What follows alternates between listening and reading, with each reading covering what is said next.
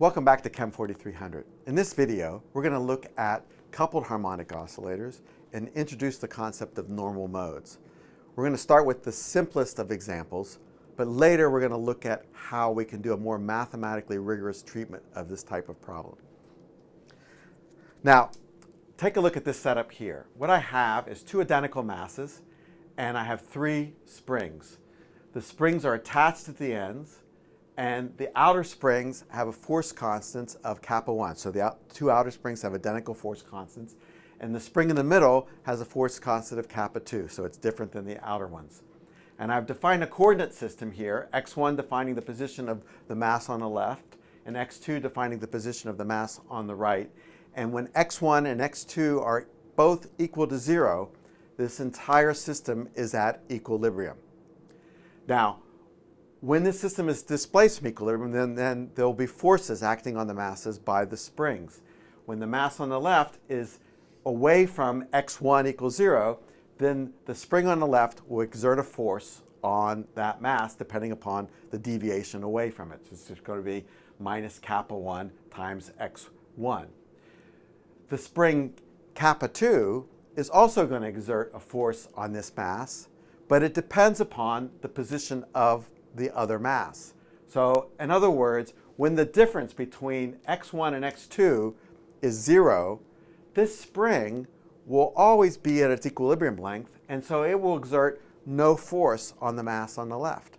It's only when the difference between x1 and x2 is not 0 will kappa 2 exert a force on the mass on the left.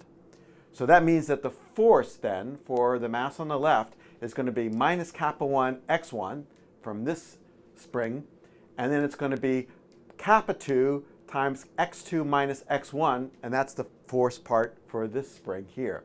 Similarly, for the mass on the right, there'll be a force due to the spring over here, which is minus kappa 1 x2, and then for the force of the middle spring, it's going to be minus kappa 2 times x2 minus x1.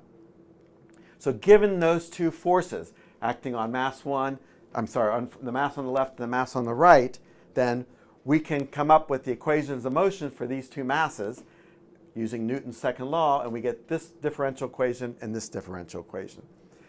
What you see is that these two differential equations are coupled. In other words, this differential equation depends on x1 and x2, and this one depends on x1 and x2. So the solutions for this differential equation depends on what the behavior is of both of those masses.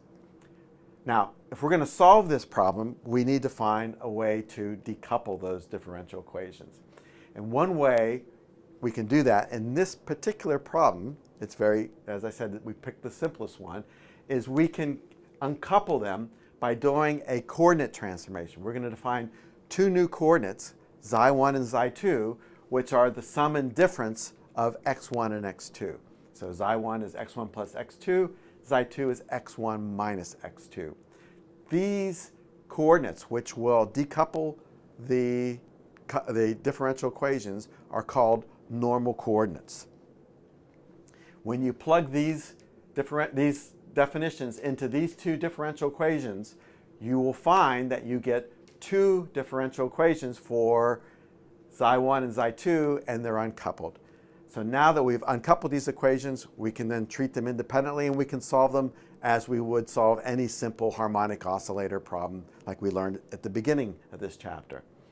So we can propose a solution for each one of these. So here's the solution for this equation, here's the solution for that equation, and we can solve these in parallel. So we can take this one and we can take its second derivative, plug it in here, take this equation and plug it in there, and we'll get this expression. Similarly over here, take its second derivative, plug it in there, and then plug this one in here, and then we get this expression here. Now, to make these equations true for all values of time, we need to find a way to make this multiplier in big parentheses here go to 0. And obviously, that can be done by making kappa 1 plus 2 kappa 2 equal to m omega 1 for this differential equation and its solutions. And in this case, we do kappa 1 is equal to m omega 2 squared for this case here.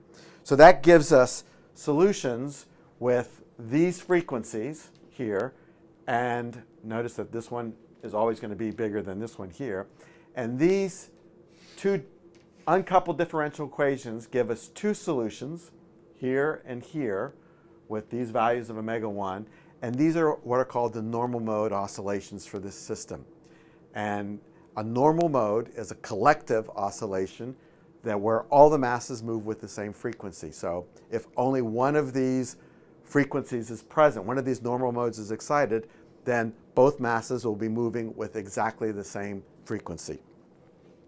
Now, if we take the initial conditions of the problem, so if we just grab the springs and we move them to some initial position, just like we did with the simple harmonic oscillator, if we move them to some initial position, then we can use that initial conditions, their initial positions and their initial velocities, which are 0, and we can plug them into these solutions to find that phi 1 and phi 2 will be equal to 0, and the amplitudes A1 and A2 will be equal to the initial values of psi 1 and psi 2.